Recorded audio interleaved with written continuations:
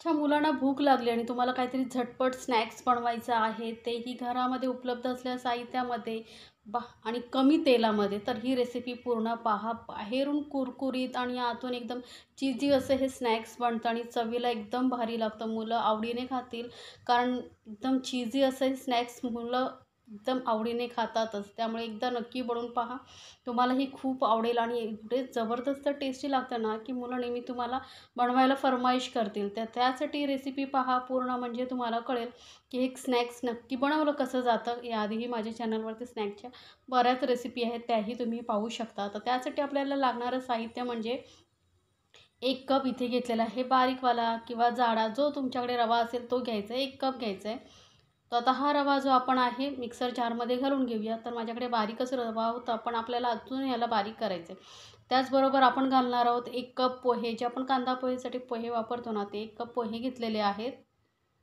आता पोहे नसेल तर फक्त रव्यापासूनही तुम्ही हा स्नॅक्स बनवू शकता. त्यासोबत आपण या स्नॅकला चांगलं खुसखुशीतपणा आणि कुरकुरीतपणा येण्यासाठी सोबतच चवीसाठी 2 चमचे बेसन घालतो आहे. आता हे सर्व साहित्य आपल्याला चांगलं असं मिक्सरमध्ये बारीक वाटून घ्यायचं. एकदम बारीक असं पावडर झाली पाहिजे इतपत ही बारीक मिक्सरमध्ये फिरून घ्यायचं आहे. तर बघू शकता मस्त अशी बारीक एकदम पावडर झालेली आहे. आता हे ठेवूया साईडला. आपल्याला अजून काय साहित्य लागणार आहे बघा. एक बटाटा घेतलेला, मध्यम आकाराचा बटाटा किसून घ्यायचा आहे आणि 1-2 वेळा धुवून पाण्यामध्ये भिजत ठेवायचं आहे, म्हणजे त्यामधलं जे स्टार्च असतं ना, ते निघून गेलं पाहिजे. आता हा बटाटा ठेवूया साईडला आणि आपण वळूया गॅसकडे. तर गॅसवरती मी कढई ठेवली आहे, त्यामध्ये 2 चमचे घेतलेलं आहे तेल.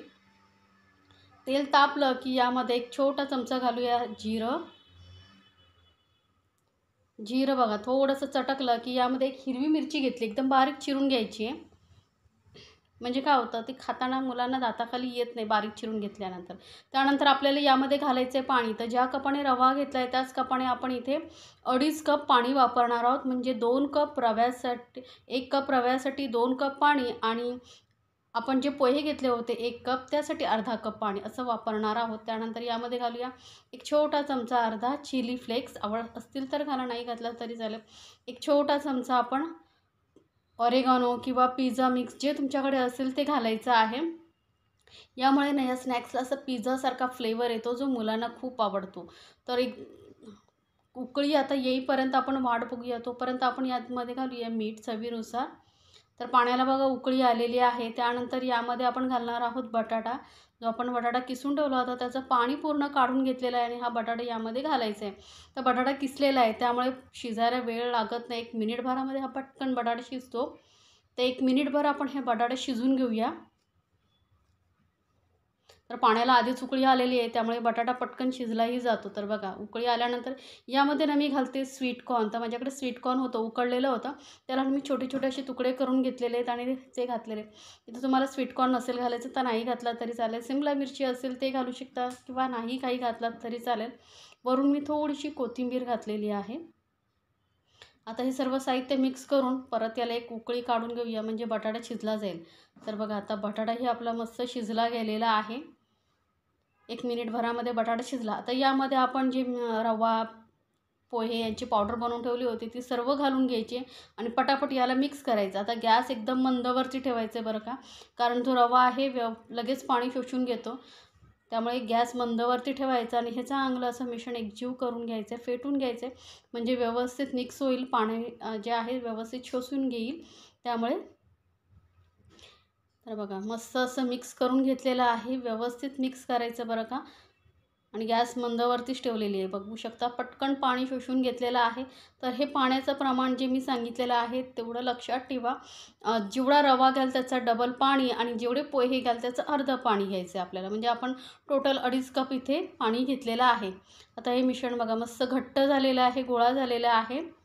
आता काय करायचं आहे, आपल्याला गॅस करायचं आहे बंद आणि याला ना आपल्याला एका प्लेटमध्ये काढून घ्यायचं आहे.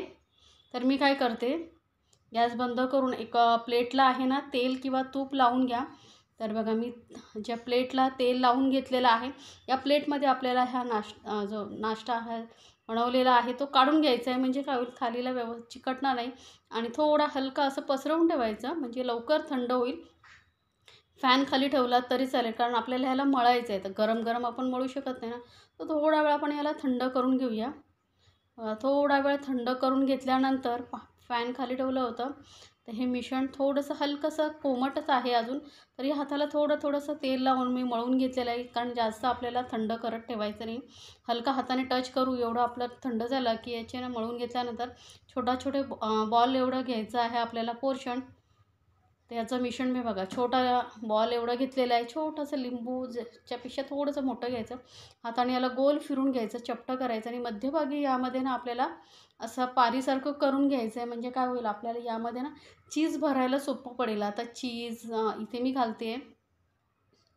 माझ्याकडे चीज क्यूब होता, त्याचे मी छोटे पीसेस करून घेतलेले आहेत. तुमच्याकडे मोझरेला चीज, जे चीज असेल ना ते यामध्ये घालू शकता किंवा बिना चीजचेही बनवलात तरी चालतील. खूप टेस्टी लागतो हा नाश्ता. तर बघा या पद्धतीने आपण हे बॉल असे बनवून घेऊया. तर हे बॉल बघा फटाफट बनतात, जास्त वेळ लागत नाही, कारण जे मिश्रण आपण चांगलं मळून घेतलेलं आहे. तर जास्त मोठेही ही गोळे आपल्याला करायचे नाही, छोटे छोटे करायचे. लिंबूच्या आकार एवढे करून घ्यायचे आहेत.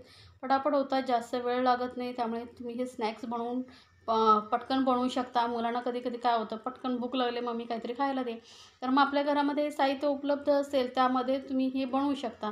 असं नाही की चीज नाही आहे तर नाही बनवू शकत, बिना चीजचंही बनवू शकता. याऐवजी तुम्ही यामध्ये भरपूर प्रमाणात भाज्याही घालू शकता, ज्या तुमच्याकडे भाज्या आहेत. जसं मी इथे स्वीटकॉर्न घातलं आहे, इतर सिमला मिरची वगैरे तुमच्याकडे ज्या भाज्या आहेत त्याही घालू शकता, गाजर वगैरे. तर बघा हे असे बॉल मी बनवून घेते. तर बॉल आपले बनवून तयार झालेले आहेत. हे तुम्ही ना बनवून फ्रीजमध्ये एअरटाईट डब्यामध्ये भरून ठेवू शकता. 2-3 दिवस अजिबात खराब होणार नाहीत.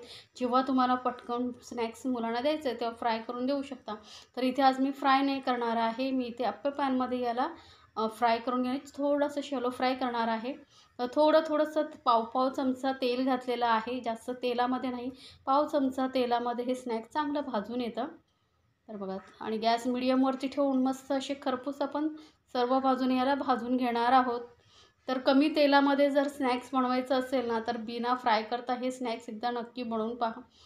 तर हे फ्राय केलं तरी तुम्हाला आवडत असेल तर फ्राय करू शकता. आपण याही पद्धतीने एकदम मस्त कुरकुरीत असे स्नॅक्स तयार होतं.